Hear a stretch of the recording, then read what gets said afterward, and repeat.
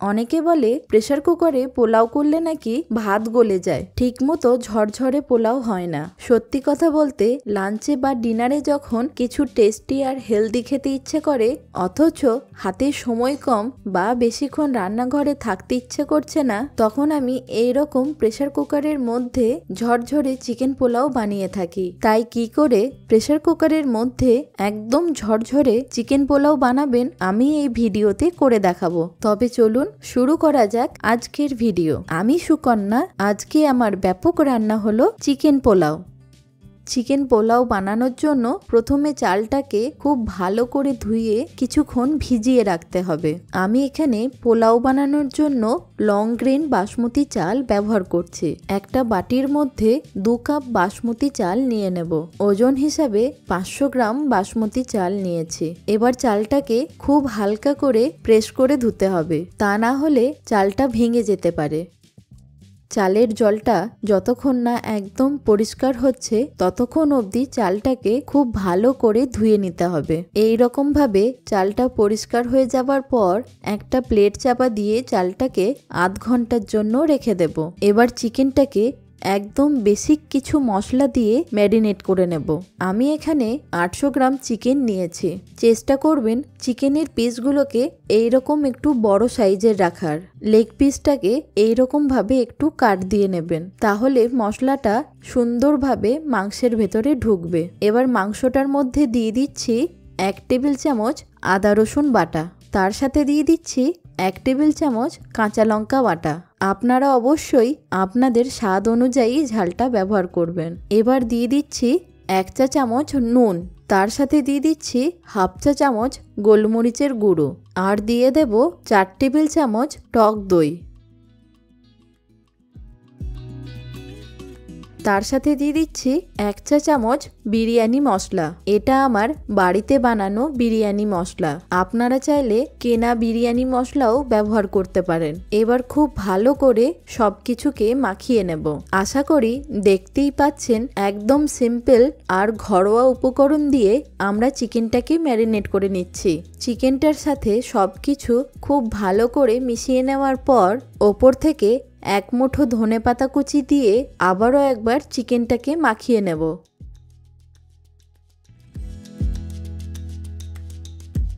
এবার চিকেনটাকে 10 থেকে 15 মিনিটের জন্য রেস্টিংয়ে রেখে দেব। এবার একটা ডিপ কড়াই নিয়ে তার মধ্যে দিয়ে দিচ্ছি বেশ খানিকটা সাদা তেল। তেলটা ভালো মতন গরম হয়ে গেলে পাতলা করে কেটে রাখা 2টো বড় পেঁয়াজকে বেরেস্তা বানিয়ে নেব। গ্যাসের ফ্লেমটাকে হাই করে দিয়ে পেঁয়াজগুলোকে একটু গোল্ডেন ব্রাউন করে ভেজে নিতে হবে। যখনই পেঁয়াজগুলোর মধ্যে এইরকম হালকা গোল্ডেন কালার এসে যাবে তখন পেঁয়াজগুলোকে তুলে নিতে হবে। পেঁয়াজের মধ্যে যে হিটটা থাকছে সেই হিটটা দিয়েই বেরেস্তার কালারটা চলে আসবে। অতিরিক্ত পেঁয়াজটা ভাজা হয়ে গেলে পেঁয়াজটা তখন তেতো হয়ে যায়। এই ছোট্ট ছোট্ট টিপস অবশ্যই খেয়াল রাখতে হবে। পেঁয়াজটা সুন্দরভাবে ভেজে নেওয়ার পর একটা বড় প্রেসার কুকার নিয়ে নেব। তার মধ্যে দিয়ে দেব বড় চামচের 2 চামচ সাদা তেল, আর দিয়ে দেব 1 চা চামচ ঘি। আপনারা চাইলে শুধু তেল দিয়েও করতে পারেন বা শুধু ঘি দিয়েও করতে পারেন। এবার ফোড়ন হিসেবে দেব একটা স্টার অ্যানিস, 1 টুকরো দারচিনি, 3-4টে লবঙ্গ, 2টো ছোট এলাচ, অর্ধেক জয়িত্রী আর একটা বড় এলাচ।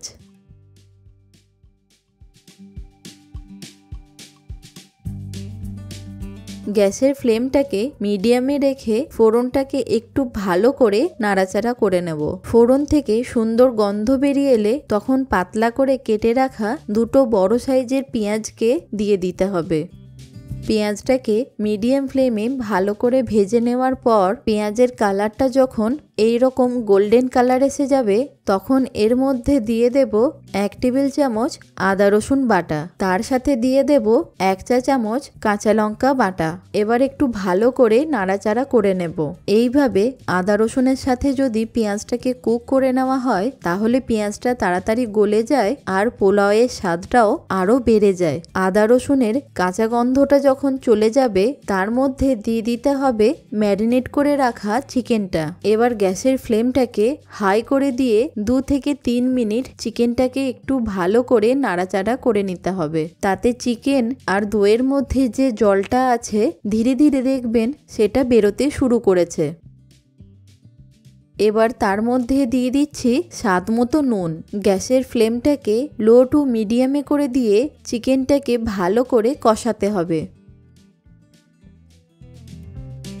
এবার তার মধ্যে দিয়ে দেব বাড়িতে তৈরি করে রাখা বিরিয়ানি মশলাটা। আমি এখানে কোনো আলাদা করে জিরে বা ধনে গুঁড়ো ব্যবহার করছি না।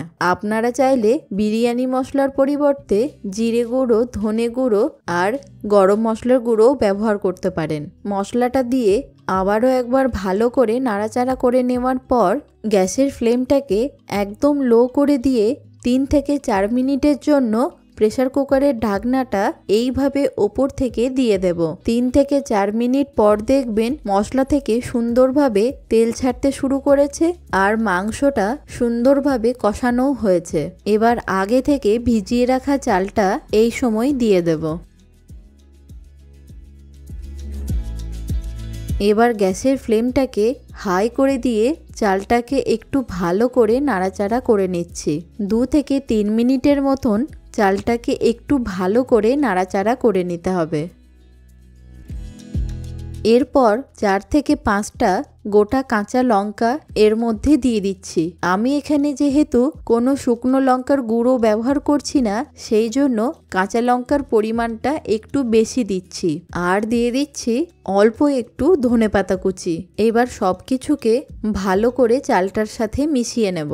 আমি যেহেতু এখানে 2 কাপ চাল ব্যবহার করেছি, সেই কাপের মাপ অনুযায়ী 2 কাপ উষ্ণ গরম দুধ এর মধ্যে দিয়ে দেব।